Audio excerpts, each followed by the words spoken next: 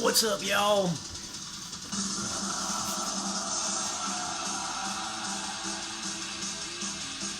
Yeah, I got the corrective lenses on today. Feeling lazy this morning. It's cold and wet. Not going to be able to do much outside today. Just keeping these on and not putting in the contacts.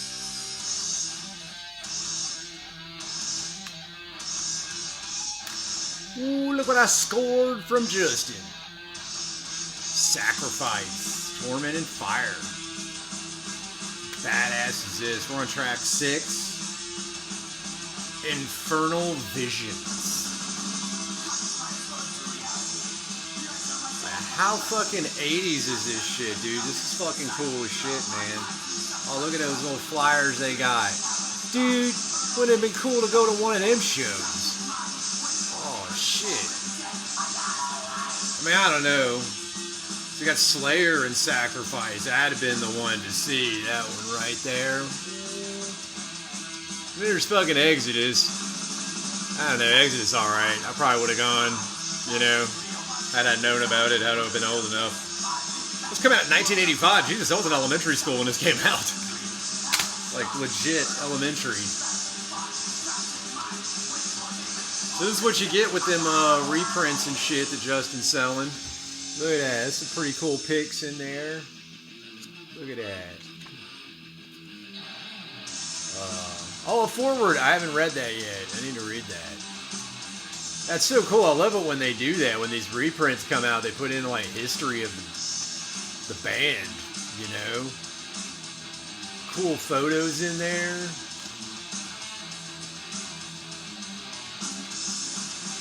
This death thrash 80s stuff, like, this is what I'm least experienced in. Like, I just don't know this stuff. Now, I knew of it because I had friends in the scene that knew this stuff.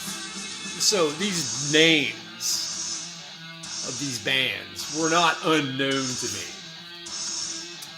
It's just I was kind of more into the death metal, you know, the brutal death metal. You know, because that's 92. I was in like freshman in high school or something when Butchered at Birth came out. So that got me off the fence. So I knew about some of this stuff, but it was brutal death metal. But I like the fact that Justin is like reprinting some of this old stuff because, you know, back in the 90s when I was exploring metal and learning more about it, you know, people would show me this kind of stuff.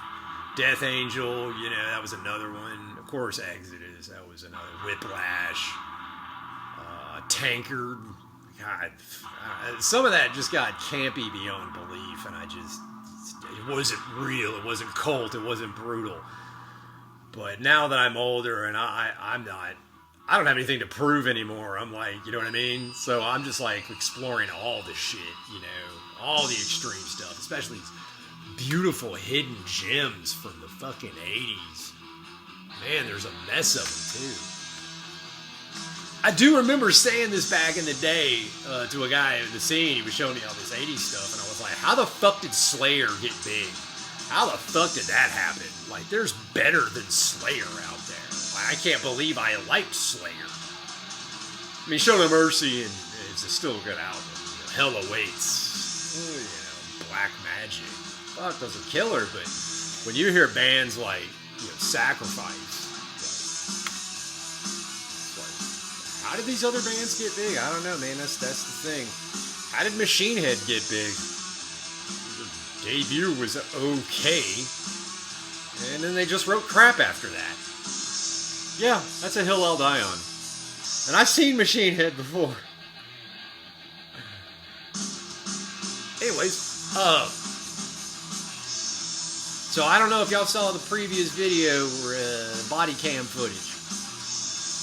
Yeah, I'm sure there's some comments on that one. Or at least I hope there is. Well, that's your intrepid anti-hero. Cattle prod there, in real life, taken from the cops' body cam footage. Yep. Yeah, I did a lot of that intentionally. I never thought of grabbing the footage before. That was a first where I was like, why am I not grabbing the footage off these assholes? They all got body cams. So here's a homework assignment for you guys. Get in altercations with the cops. Then go pull the body cam footage and post it online. See it from their perspective. Because a lot of people pull cameras on cops. You know, I don't feel like carrying a camera on me, to be honest with you. I just don't feel like doing it. I know I should. I know writing and posting that shit would get great views. I'm just not there yet. Kind of a Luddite. But what I did was just pull theirs. Yeah, that happened on a Sunday. I think by like Tuesday or Wednesday, I got the idea to pull that footage. Took a minute to get the ball rolling on how to get the footage. But we got it within inside 2 weeks. It could have been done faster, but that was partially me. Not really them. I'm not going to blame them for that. That was me just not being super gung-ho. I knew once I knew the ball was rolling, I didn't care if it took an extra day. I knew the ball was rolling. Oh, when I picked that footage up, it was basically their legal department I was talking to. So if you're ever going to do that, go look on the online for your local municipality. They have a legal department. That's who you're probably going to be talking to. So I got it. You know, they charged me $5. They put it on a USB for me, so I paid $5 for the USB port, USB drive, flash drive. And I was like, cool, thanks. And she was like, all right. Like, yeah, but I can put this on YouTube. And she was just like, oh. I was leaving the building. I had to get in an elevator and talk to some nice ladies that were also working in this government building. Told them the same thing. It's like, they're like, oh, what'd you get? What do you got there? And I was like, they knew I wasn't from the building. I was just a civilian. I was like, oh, it's body cam footage. I'm going to put it on YouTube. And they were both like, oh. You can tell it sucked the wind out of their sails. You know, it's funny using the cops' own evidence against them. You know, that's funny to me. I mean, it's one thing to have your own footage, but it's another one to use their footage. There's a lot of information you can glean off that interaction, especially if you've been in altercations before.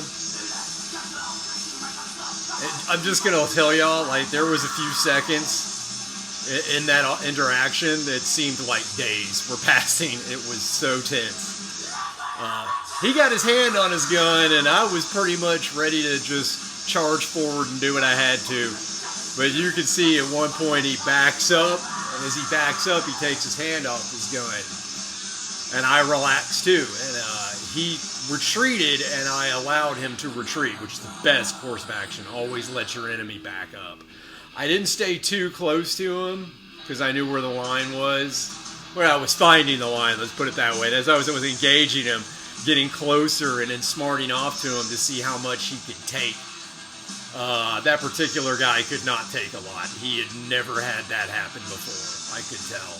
He met a superior foe who was willing to take that to the edge. And that cop will probably tell you different, but I took that guy to the edge. He'd never been there before. That's what I like doing. Taking it to the edge. Take everything to the edge. To the absolute breaking point. See what we're made of. See how you want to handle this. So anyways, I hope y'all enjoyed that. If you're not listening to this, give it a shot. Sacrifice, Torment, and Fire. I also, because I'm not a poser, I picked up the other albums too. I got their first 3 albums. Yay! They were fairly expensive, like $11, $12 a piece. I figure, what the hell? Opportunities like this don't show up every day. It's just money, we'll make more.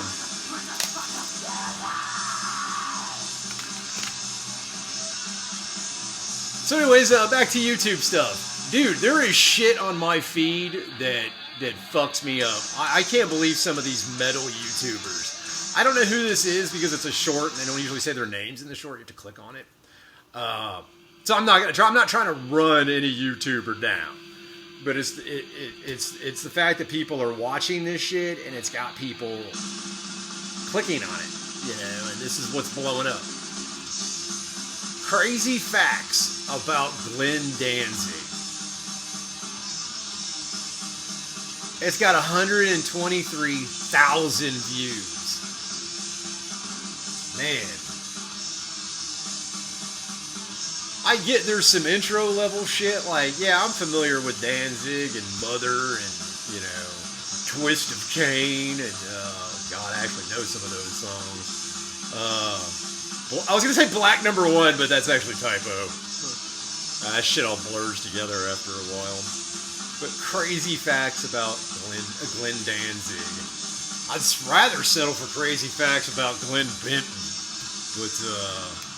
But not really. I don't watch that kind of stuff, you know. I mean, every now and then I do, but not really. So, Metal YouTube. Metal YouTube is a fucking joke, dude. Except for, like, me. I'm cool. And Josh and Micah and Cameron and Suicide Grind. Actually, Suicide Grind's got cool fucking music and it's original. Suicide Grind is cool as shit. I'm not tucking you, bro. Just got a lot of shit going on. I'm a fucking Luddite. So anyways, this is probably going to be your Saturday morning video. I hope y'all are having a great Saturday. Hope your weekend's going well. Alright. Let's see which one of you posers, one of you devils out there. What's up, devils?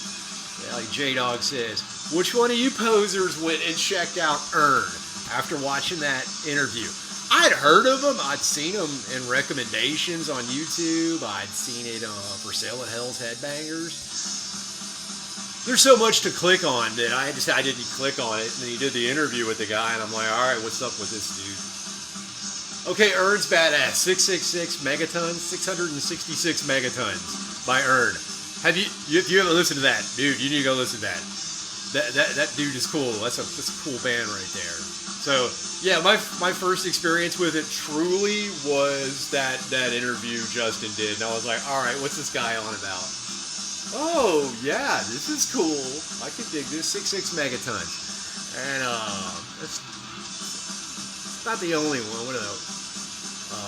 Dawn of Devastation. Ooh, yeah, I think the second album might have actually been cooler than the first one. Y'all correct me if I'm wrong. But yeah, 2006, 66 megatons was in 2001. I will say this about Earn. They sounded really good at sounding like Sacrifice over here at in the 1980s.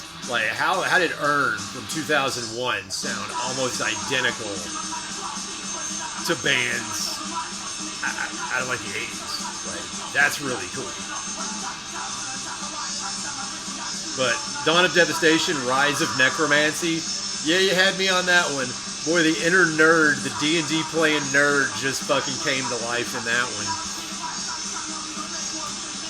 I guess that's why I didn't like metal back then, because back when I was younger, I was like, oh, it's just D&D playing nerds. And then I got into D&D, and I was like, well, maybe these metalheads had something right. But now you don't know many nerds that play, no many metalheads that play D&D. It's like, there seems to be a rift between the D&D and the metal. I think the people that play RPGs and stuff like that, they're like a different caliber of metal, like Ghost BC or whatever. Fuck Ghost. Ghost is awful. People tell me they like Ghost. I'm like, stop talking. I like heavy shit. Cool, what do you like? Ghost. Shut up. I don't want to hear it. You know, that's one band that's an immediate. Like, oh, it's like back in the 2000s, like, oh, I like My Chemical Romance. I'm like, man, shut the fuck up. Confession time, my wife likes My Chemical Romance. She did back then, obviously. She doesn't listen. She listens to it now and is like, wow, how did I like that? This other stuff's better. So I've got my old lady into real metal. I actually did a taste test with her. We were in the truck driving someplace to be in the car for a while. So I decided, hey, what do you prefer? And I played some metal for her. And I don't remember what it was. I wouldn't say it was Poser or anything like that, because I don't really own Poser metal. But I played some, like, what we would probably consider more mainstream or deathcore or something like that. Heavier than My Chemical Romance, but, you know, not true cult metal. So I gave her some mainstream stuff, and she's like, that's good. I like it. I'm like, cool. What do you think about this? And I played her another album. She's like, honestly, that second one you played was actually better. I liked the first one because it sounded better. It was catchy. But the second one you played, that was the best one.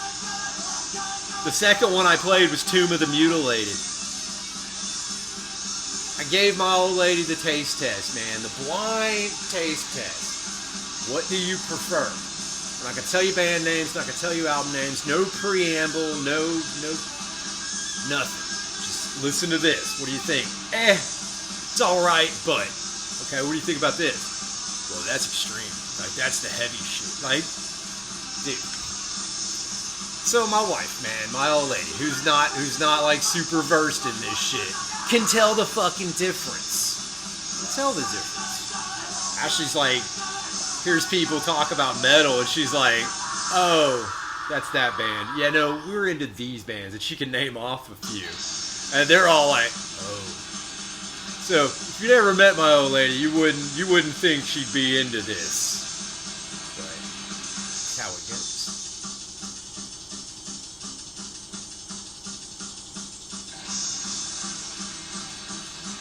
So yeah, any questions, comments, concerns, obviously hit me up in the comment section or email. You find it in my description box, not in the video, but on my page, that description box. So anyways, I hope y'all are having a great weekend. Sunday's probably going to be music videos. I think that's just going to be a regular thing. Sunday I'll just put out music videos. I think another day I was just going to show 40K models and maybe AOS models and whatever else I had, and probably do that on a Thursday. If y'all think that's cool, but I dedicate time for spinning an album and we don't really talk, spin an album and we talk, read comments. Another day we're just looking at models, and another day we're just music videos. Let me know if that sounds good to y'all. You know, y'all are the ones watching. You're the ones I'm doing this for. So let me know what y'all, if there's a format you'd like to see, like a daily format. You know, let me know. So yeah, if you haven't watched that body cam footage, please do watch that. You know. Anyways, y'all have a good weekend. Cattle Prod, Appalachian Warlord. Remember, it's not voluntary, it's tyranny. Later, y'all.